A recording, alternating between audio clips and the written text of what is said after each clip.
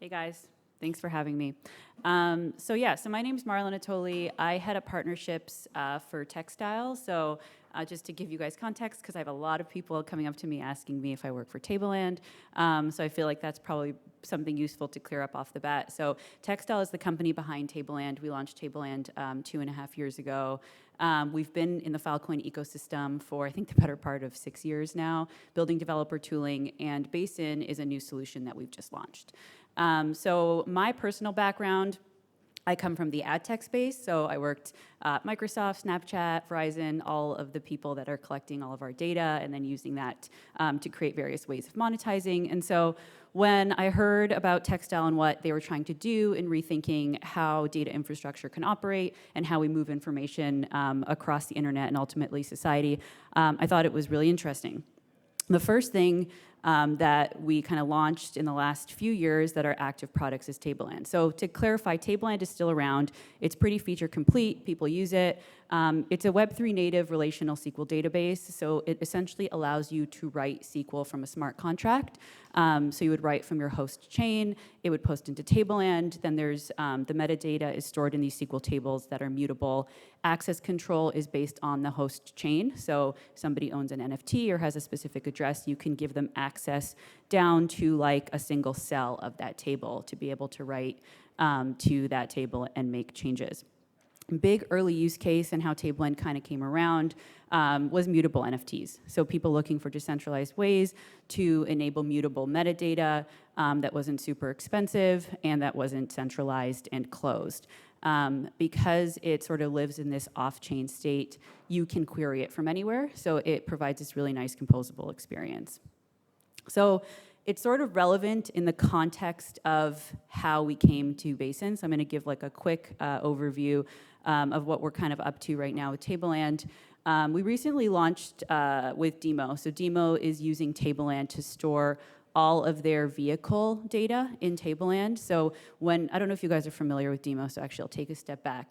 So Demo is a DePIN that allows you to plug a sensor into your car and then pull all the data that car manufacturers are monetizing sort of without your consent or knowledge and take ownership back to that data and get rewarded for doing so.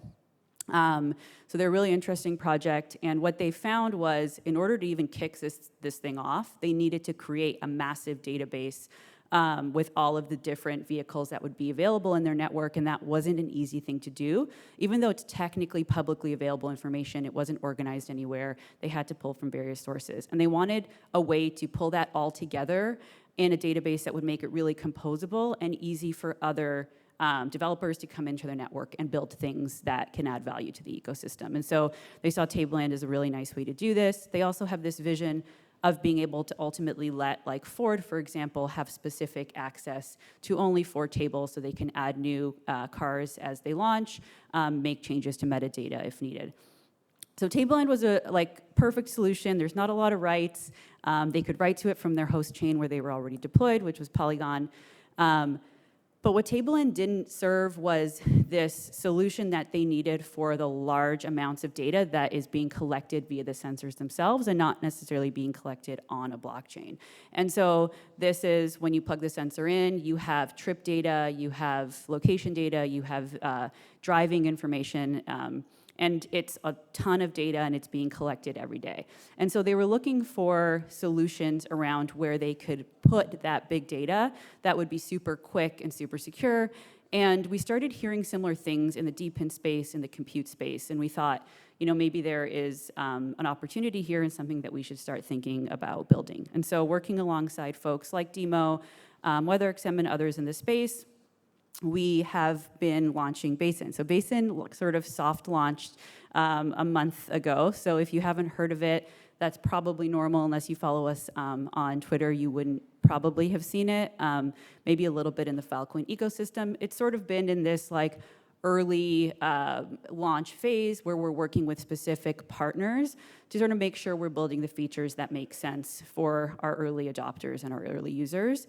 And we think about Basin as the world's first data L2 built on the Filecoin network.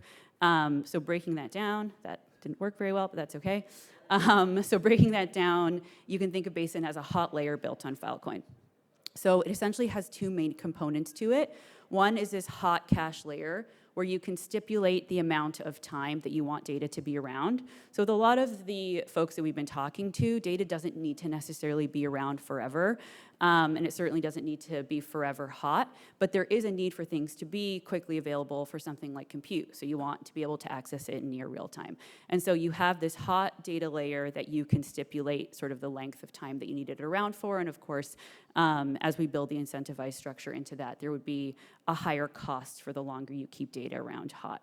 Then there's this programmatic archiving to Filecoin. So if you do need that data to stick around longer term, but you don't necessarily need it to be retrieved super quickly, then you can programmatically archive that data to Filecoin. And so it kind of creates this complementary hot and cold combination together. So just a little bit of context on some of like the learnings that brought us to where we're at today. I think it's no surprise to all of us that there's a ton of data being created all of the time. One of the biggest drivers of data generation over the last several years has been IoT. So as IoT has picked up steam, data has exponentially grown. And so what we think is with DePINs, and especially with AI, this amalgamation of data is just going to get bigger. So the crypto incentives are getting more crowdsourced data being created and making it available in a world where it's not necessarily owned by big tech anymore.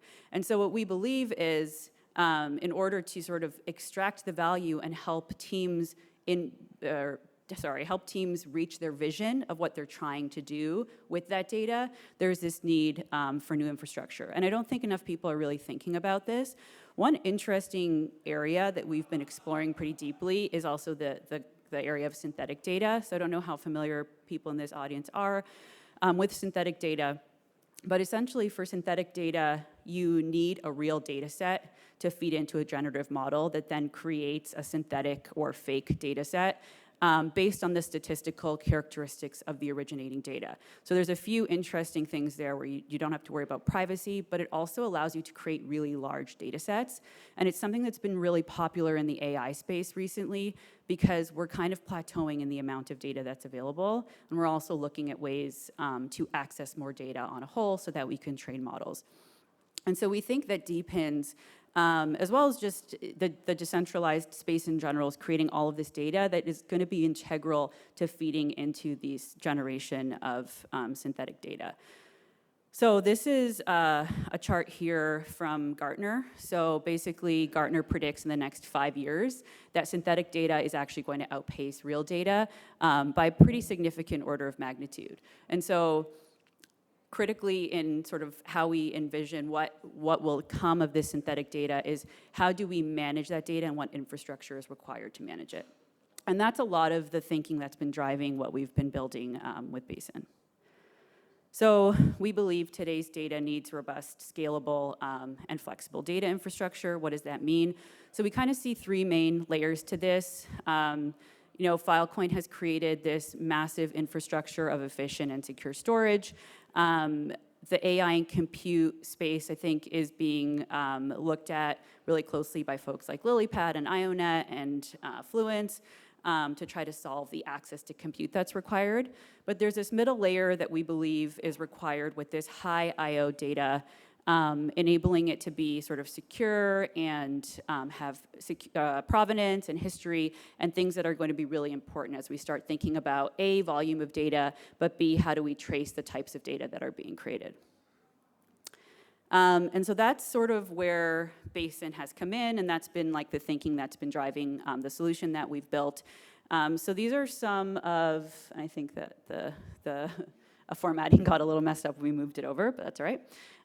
So when you think about what we heard from various projects in the space, these are sort of the key features that we keep hearing over and over again. So the need for verifiable data, so things like cryptographic security, provenance history, so you can start thinking about attribution, not just in monetizing your data, but in also making sure that when we're decentralizing and incentivizing everyday people to collect and submit data, how do we actually attribute it back to the originator and start to make sure that the data flows the correct way?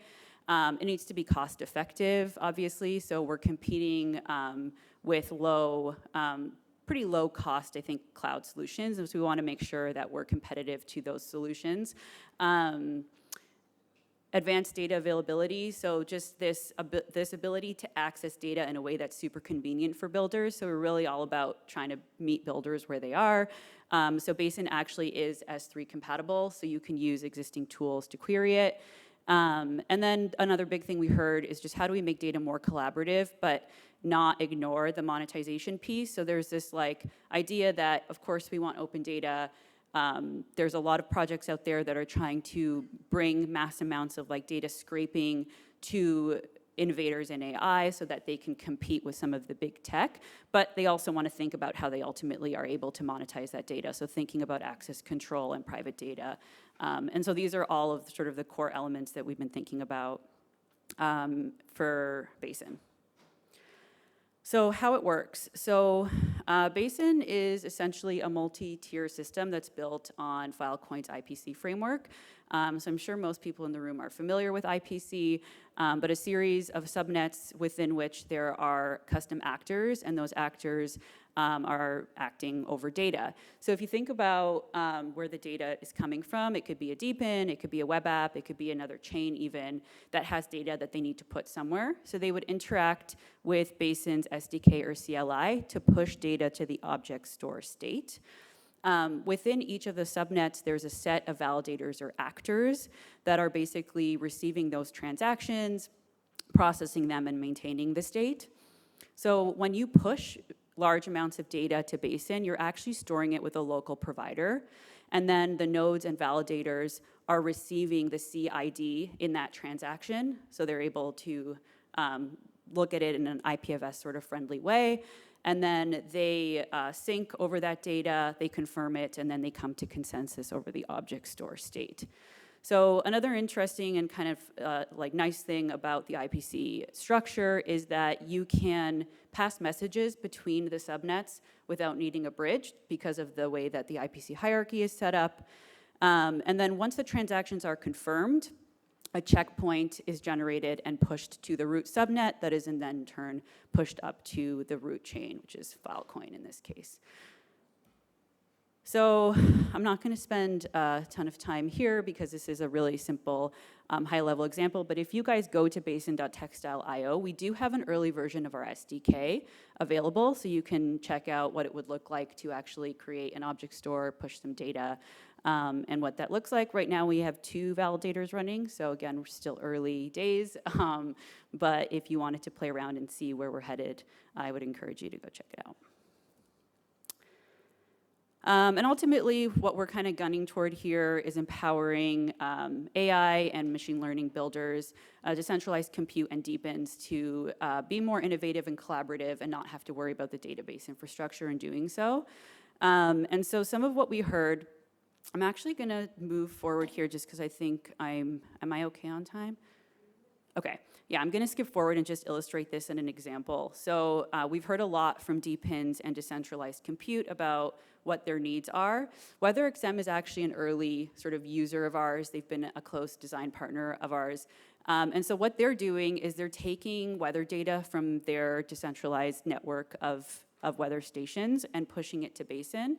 And then Basin is making that programmatically available on Filecoin so that people can go in, collaborate, pull data, create visualizations, and that sort of thing. So one of the biggest things that they said was very important to them was they want people to be able to access open data and they want them to be able to collaborate over it easily. So this was sort of like the first step. We then went a step further and we created a POC with WeatherXM.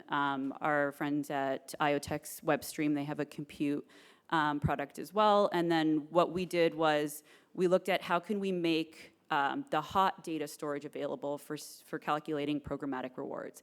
And so they push the data to Basin, WebStream goes in, computes a quality of data score.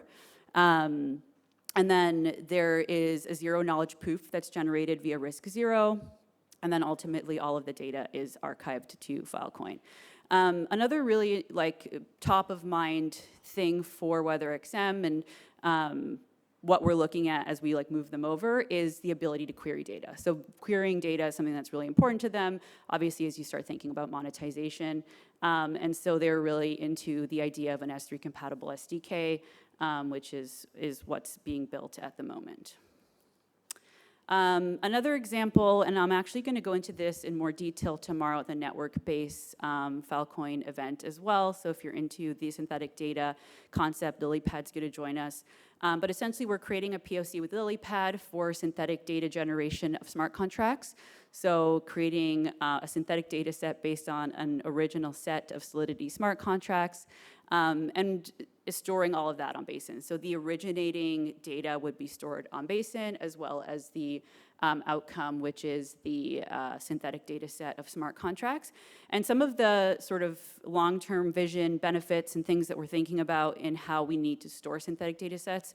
One is monetization and provenance. So being able to say that this is a synthetic data set that originated from, this original raw data, so that if the synthetic data set creator wants to monetize that, they can do so, and they can also split revenues with the variations of the data set that came before it. Queryability as well, so being able to query Basin and see where a data set originated from. So, was this a version of an early synthetic data set? Is the AI tool that I'm using ingesting data that's synthetic or real, or how did that all feed in together? And then finally, just making data available in general so that people can go and access it and create, co-pilots and fine-tune those jobs. And I touched on this already a little bit, but just thinking about the folks that are pulling and scraping web data and where they make that available so people can collaborate over it is another piece that we've been working with a partner to be disclosed soon, and how we can make that available in a way that fosters innovation. So I'm at time, so I'm just going to leave you with this. Our sort of feature complete MVP is slated for end of August, and then we're gunning for mainnet by December. So if you guys are interested, there's a QR code there. You can learn more about Basin.